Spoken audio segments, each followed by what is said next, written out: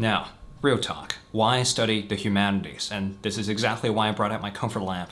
And this is the lamp that I read under every single night to save me from a series of nervous collapses. Society right now is kind of going through this period, and I'd like to coin a term, the bejesus period, where everything's happening at once. First, there's a pandemic, and then second, things are falling apart, and then third, if you live in Melbourne, it's kind of impossible to head out of your door without hearing police sirens or helicopter hovering overhead, so it's all very dystopic. And politics aside, we belong to a generation where everyone's, to some degree, to some level, mentally ill. Trust issues, relationship issues, the fact that you can even walk out of your door without collapsing on the ground. All of these are, in a sense, taking our attention away from things that we actually care about. For example, reading under a comfort lamp.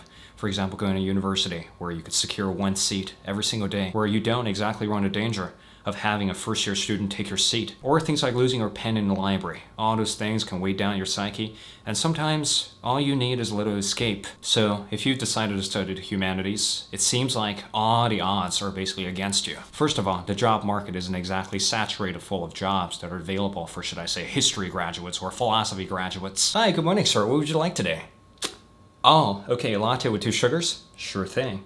And would you like to hear about Spinoza's argument on ethics? Things like that really happen, and it could seem like all that you've learned through your courses on Sartre, on your courses on spending 2 semesters long reading Foucault or reading, God forbid, Freud for a whole year. It could seem like you're studying something that's just isn't that useful in society. You could be studying something cooler, like genetic engineering or gene cutting, or replacing all the possible jobs out there with AI. Sometimes for us it's rather difficult to tease out a rationale or a purpose or, something to put our fingers on when it comes down to studying the humanities. Are we just going to run the risk of having a useless degree, or are we just going to run the risk of being that guy who's behind a counter serving other artists in a cafe? I don't exactly want this video to be an infomercial for the humanities, or an infomercial to boost enrollment in the humanities, because presently speaking, it's not exactly looking bright. I'm just a confused 20-year-old who's kind of confused too about my own stance on the humanities.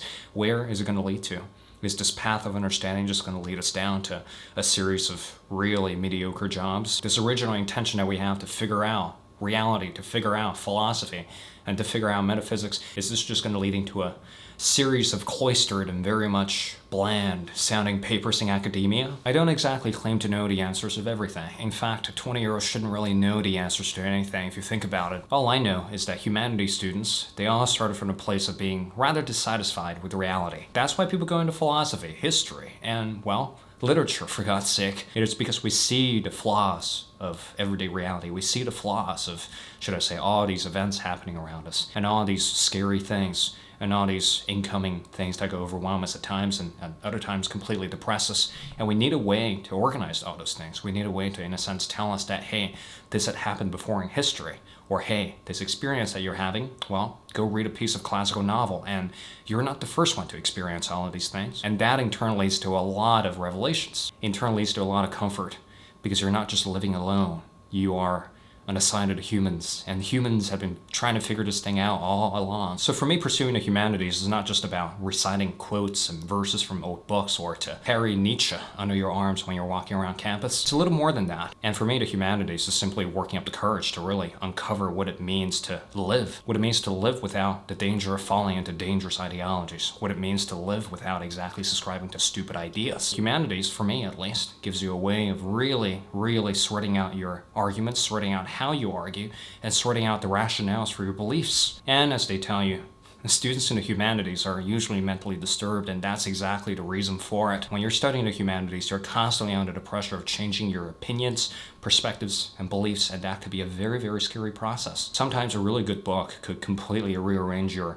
understanding of reality. It could completely shatter what you had before. It could completely beat a lesson into your head when you least expect it. It's a scary journey to study the humanities. It's a scary journey to look at the job prospects, and it's certainly a very scary thought to put everything in one place. Sometimes I think to myself, maybe it's easier if I just went into law. Maybe it would have been easier for me just to stick with my engineering degree, or for me to stick with the sciences, so the job prospects will look brighter in the future. But I think all of us could relate to this feeling or this idea that we have in our heads. Deciding to pursue the humanities, or being a person who's interested in ideas, this is not exactly your personal choice. It's a temperament not everyone has. It's a temperament that's very, very much exclusive and very much unique to you. And you need to figure out how to take that temperament and run with it, and to figure out a kind of understanding of reality that's, in a sense, on one hand comforting, on another hand very much challenging. Then again, I don't have all the answers, and I don't claim to have all the answers. And in the future, I think this is really the perfect default position to reason from,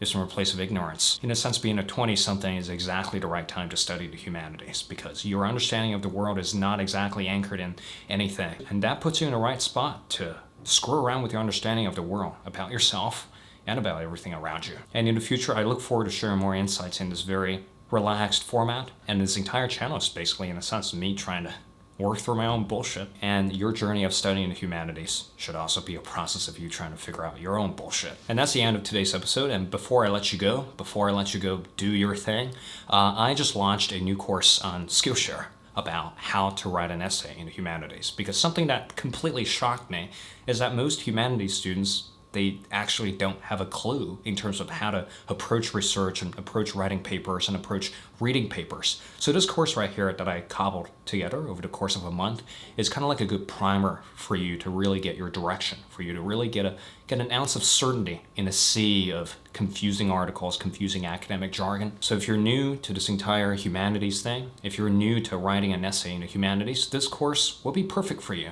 And as a viewer of this channel, you can click the link in the description down below to get a 1-month free trial for Skillshare, so you can actually access the class for free. So go check out the class, and if you're interested in following my journey of studying the humanities, of acquiring understanding, of figuring my stuff out, be sure to click subscribe, and I'll see you in the next episode.